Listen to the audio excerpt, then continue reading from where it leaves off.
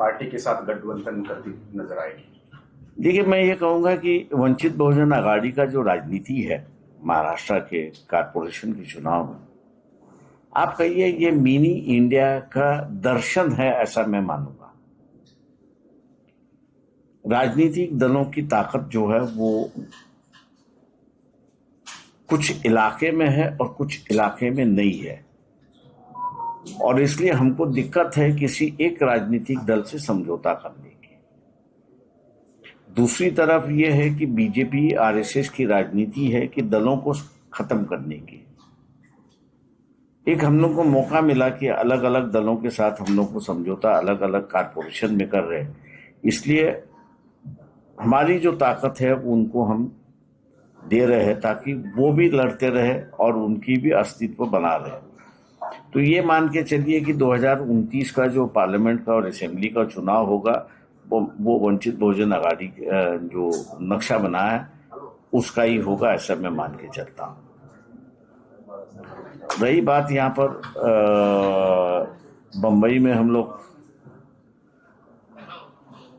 कांग्रेस के साथ में है, चंद्रपुर में हम लोग शिवसेना के साथ में है, तो ये एक अलग अलग दायरा जो है वो आपके सामने है।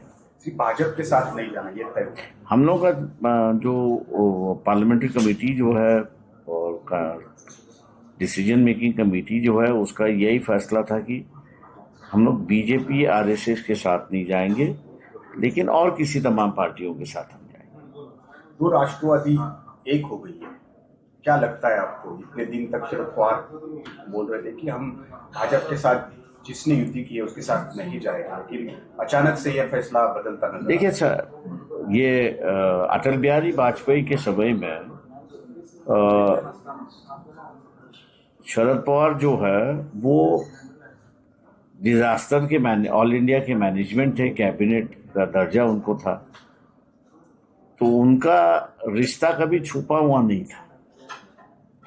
अब मैं कहूंगा कि दोनों राष्ट्रवादी एक साथ आने से अजित पवार ने शरद पवार को रास्ता बना के दिया है कि वो बीजेपी की ओर मोड़े,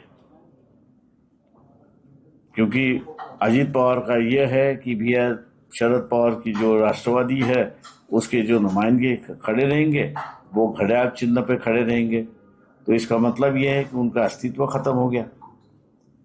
आश्चर्य मत मानिए कि इलेक्शन के बाद सुप्रिया सुले अगर केंद्रीय मंत्रिमंडल में आपको दिखाई देती है तो इसलिए सेक्युलर पार्टियों ने